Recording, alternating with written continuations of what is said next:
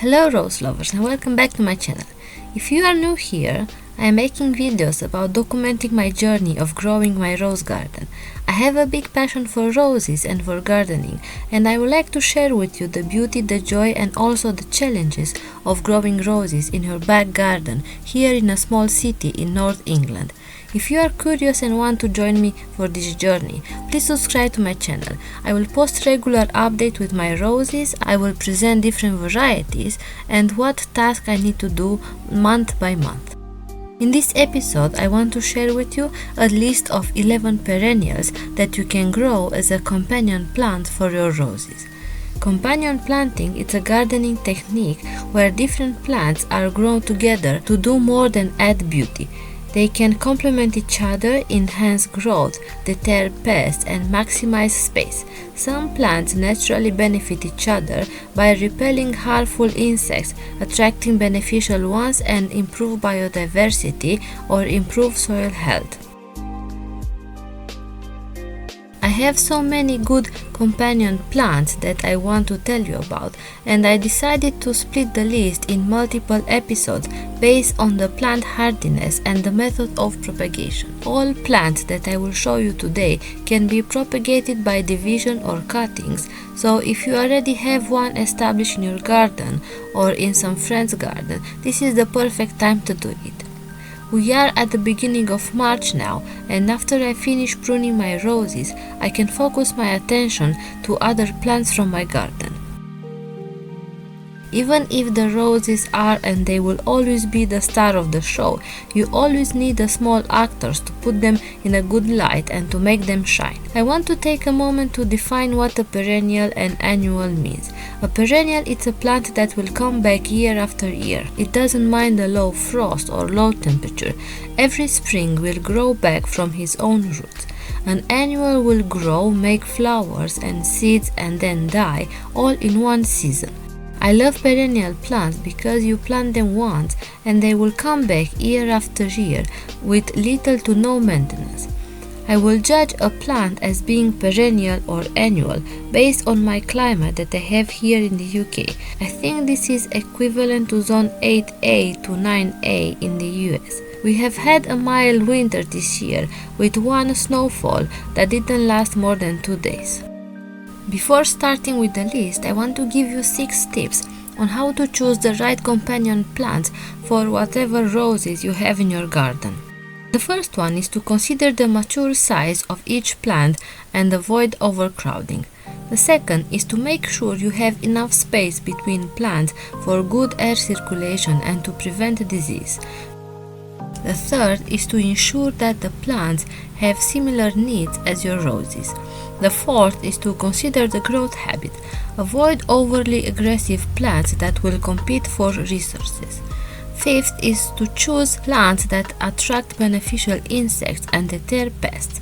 And the last one is to select plants that complement the color and the form of your roses and plants that will bloom on different times so you can have a year-round interest on your garden and a continuously supply of nectar for pollinators.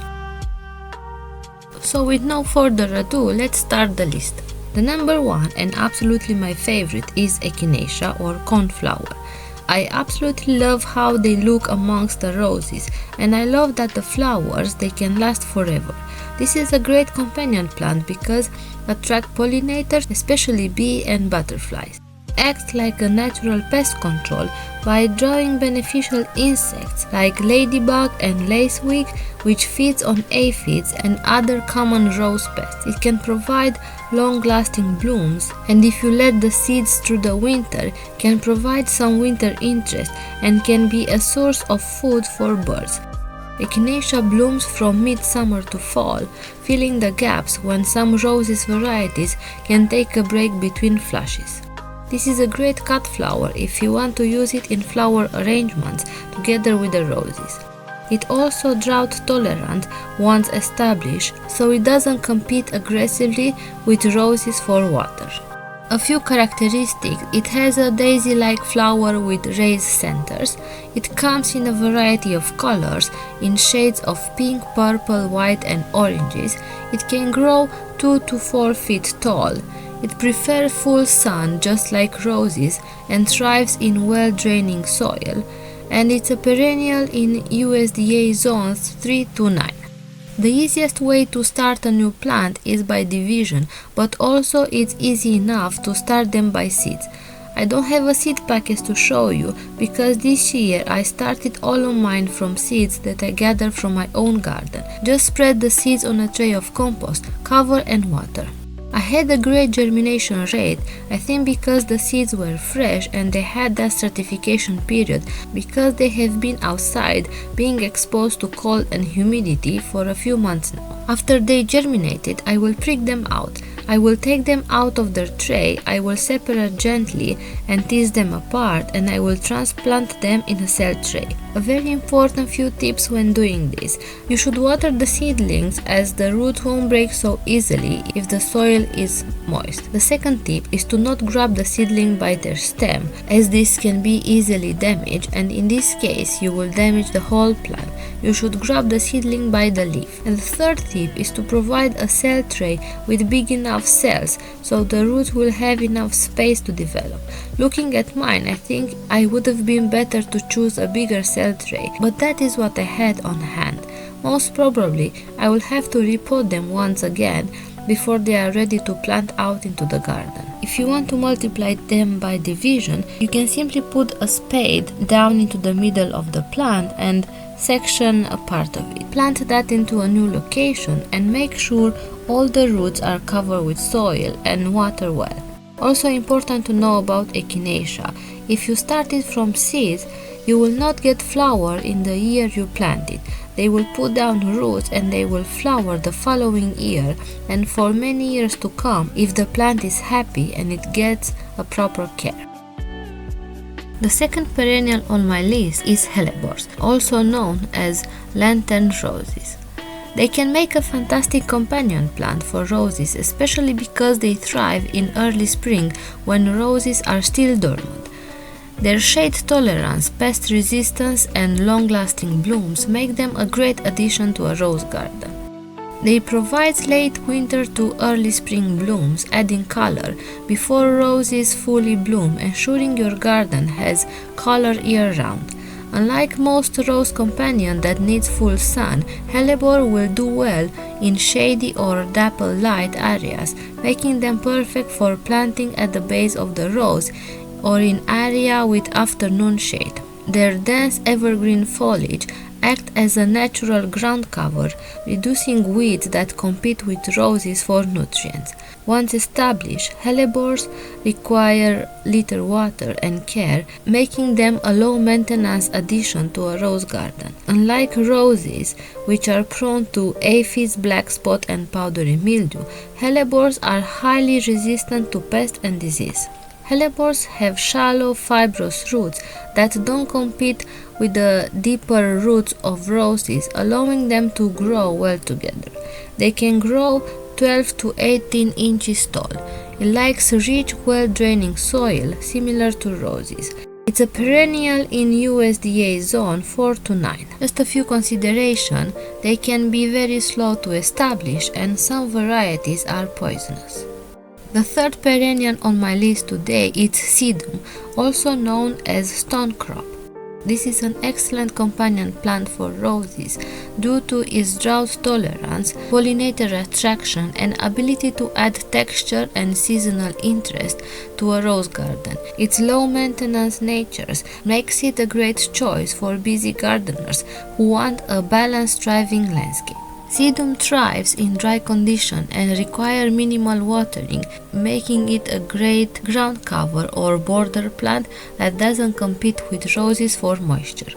While roses bloom in spring and summer, Sedum shines in late summer through fall, keeping the garden vibrant when the roses slow down. Unlike roses, which are prone to aphids and fungal disease, Sedum is highly resistant to pests and common plant illnesses. Low-growing Sedum variety acts like a living mulch, covering the soil around roses, reducing weeds and helping with moisture retention. Sedum has shallow roots that don't interfere with deeper-rooted roses, making them a perfect companion without competition. From low-growing creeping sedum like Angelina to tall upright varieties like Sedum Autumn Joy, there's a sedum for every garden design. Just a few characteristics: they can grow 3 inches to 2 feet tall depending on the variety. It likes full sun just like roses. They thrive in well-draining soil. They don't tolerate wet feed. It's a perennial in USDA zone 3 to 9. Just a few considerations: can be prone to root rot in wet soil, and some varieties can be invasive. They can be easily propagated by putting a stem into a glass of water or by taking a new fresh growth and put it in a pot of soil. The fourth plant for today is Heuchera or coral bells. They can provide colorful foliage for year-round interest. Unlike roses, which lose their leaves in the winter, Heuchera remains evergreen in mild climates, providing consistent color and texture. It's available in shades of burgundy, lime green, bronze, purple, and silver. Heuchera adds contrast and depth to a rose garden. Heuchera tolerates partial shade, making it ideal for planting at the base of the roses, where sunlight may be limited. Its delicate bell-shaped flower draw hummingbirds, bees, and butterflies, which help with pollination and maintaining a balanced garden ecosystem. Once established, Heuchera requires minimal watering, and it's resistant to pests and disease, making it an easy care companion for high-maintenance roses. Heuchera can help with moisture retention. Its dense foliage helps retain soil moisture and suppress weeds around roses. If you want to divide Heuchera, just cut one stem, strip down all the leaves and put them in a pot of compost, water well, and wait until new roots will grow from the main stem. The fifth perennial on the list is Lavender. This is an evergreen perennial with leaves that grow quickly and work well as a ground cover. Flowers are purplish or pink. This lavender can create a beautiful contrast against the rich green leaves and vibrant blooms of the roses, provides soft velvety foliage, and adds texture. They thrive in dry conditions and doesn't compete heavily with roses for water. It can form a dense ground cover and help keep weeds at bay. Its fuzzy leaves deter many pests, including deer and rabbits. Once established, it requires little care, making it easy addition to rose beds. Just a few considerations: can spread aggressively, keep an eye on it so it doesn't take over the rose bed, and prefer dry soil. Make sure it's planted in well-draining soil, as it can suffer in overly wet conditions. A few considerations: it can spread aggressively and is susceptible to root rot in wet conditions. The sixth plant on my list is Echinacea or silver dust. The silvery gray leaves create a dramatic contrast with colorful roses. Thrives in well-drained soil and doesn't compete for water. Its fuzzy leaves deter pests like aphids and deer. It grows well in full sun just like roses. They require little care once established. Just a few considerations: they can become leggy, so regular trimmings keep them compact and looking fresh. And they are not ideal for heavy shades, needs good sun exposure to thrive.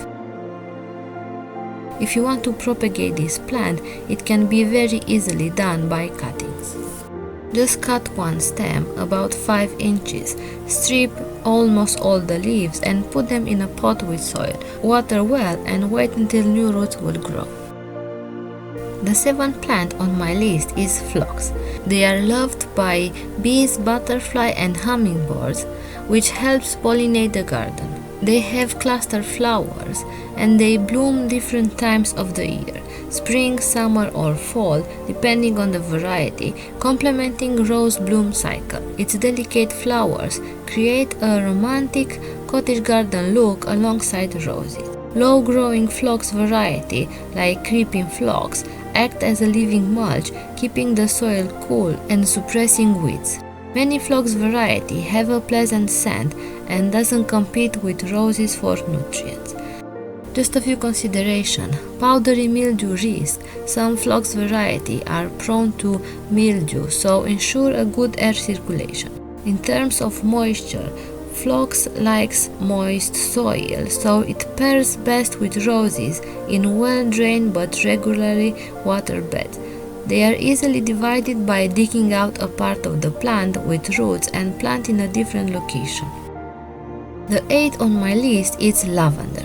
This is one of the best companion plants for roses. The lavender is quite tricky to start from seeds, but I managed to do it after many attempts. An easy way to start lavender if you already have one plant is to take cuttings and to root them. They can act as a natural pest repellent. The strong fragrance deter aphids, whiteflies, and even rabbits and deer. They can attract pollinators. Bees, butterflies, and beneficial insects love lavender, helping improve biodiversity. They can provide a beautiful contrast. The soft purple blooms and silvery green foliage create a stunning contrast with roses. They are drought tolerant and low maintenance.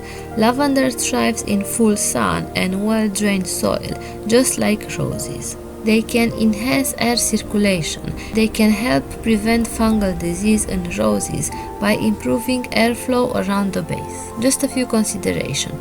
Soil preferences differ. Lavender prefers dry, slightly alkaline soil, while roses like richer, slightly more acidic soil.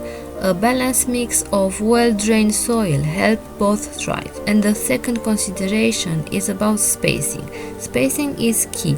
Lavender needs space to prevent overcrowding and ensure proper airflow around the roses. Require good air circulation to prevent fungal disease, and pruning after flowering can encourage new growth. The best lavender variety for roses can be English lavender. It is compact, fragrant, and best for traditional gardens. Another one can be French lavender. It's more ornamental with serrated leaves, thrives in warmer climates. And lavandin, which is a hybrid with larger flowers and a stronger scent. The 9th perennial on this list is Shasta Daisy. They can bring beautiful contrast. Their bright white petal and yellow centers make roses pop in the garden. They can attract pollinators, bees, butterfly, and other beneficial insects. They are drought tolerant and low maintenance. They thrive in well-drained soil and full sun, just like roses. They have a long blooming time. They flower from early summer to fall, complementing rose bloom cycle. They are natural pest resistance. Shasta Daisy are not prone to many pests and disease, helping keep the garden healthy. Just a few considerations. They can spread quickly. Shasta Daisies can become invasive if not managed, so deadhead spent flowers and divide them every few years. The second consideration is that they need good air circulation. To prevent fungal issue, don't plant them too close to the roses. Just a few characteristics. They can grow 2 to 3 feet tall, complementing the height of many roses variety.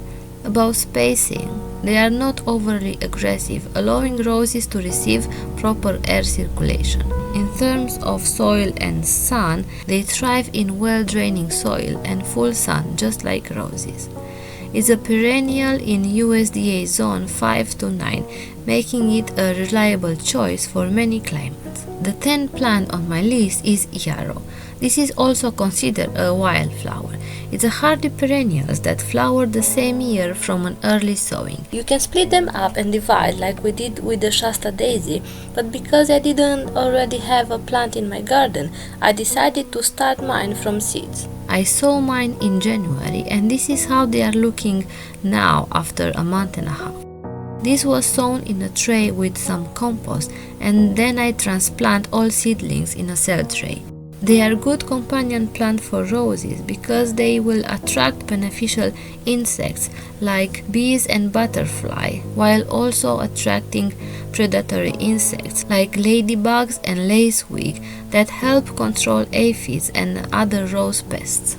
They can improve soil health, act as a natural soil conditioner by drawing up nutrients from deep into the ground. They are drought tolerant and low maintenance. They thrive in dry, well-drained soil, making it an easy care companion for roses. They add a soft and airy texture. The delicate feathery foliage and the flat-top flower clusters contrast beautifully with the bold structured blooms of the roses. They have a long bloom period. It can flower from late spring through fall, providing consistent color in the garden. Just a few considerations. They can spread aggressively. Yarrow can be invasive if not controlled, so choose clumping varieties or deadhead regularly. And the second consideration is that they prefer lean soil. Yarrow thrives in poor soil, whereas roses prefer a rich soil, so finding a balanced spot is important. The last plant on my list is Alstroemeria. This is also known as Peruvian lily. This is a fantastic companion plant for roses because it has a continuous blooms. It can flower from late spring to fall, and the more you pick, the more they bloom. It can attract pollinators like bees, butterflies, and hummingbirds, and this can help to increase pollination. It comes in shades of pink, red, yellow, orange, and white, creating a vibrant layer garden. Is low maintenance and drought tolerant. Once established, Alstroemeria requires little water, making it a low maintenance companion that won't compete with roses for moisture. Is great for cut flower. Both roses and Alstroemeria make long-lasting flower arrangements. Unlike roses, which can be prone to aphids and fungal issue, Alstroemeria is generally resistant to common garden pests and doesn't spread disease to roses. Just a few considerations. The spreading habit. Some varieties spread aggressively, so choose clumping types or contain them in a garden bed. They need well-drained soil. Too much moisture can cause root rot, so plant in well-draining soil like roses. Another consideration is that they might require support. Taller varieties may need staking, especially when planted near bushy roses. They are zone 7 to 10 and it can grow 1 to 3 foot tall depending on the variety. That was all for today. Please like, share and subscribe if this was useful for you in any form. I hope I spark a few ideas and you can find some inspiration on today's video about how you can improve your rose garden. Please let me know in the comments below what flower have you started this year or which one are you planning to start. If you have any questions about today's video, please post them in the comment section and I will try my best to answer. Happy gardening everyone, and let's welcome the spring with a big smile on our faces.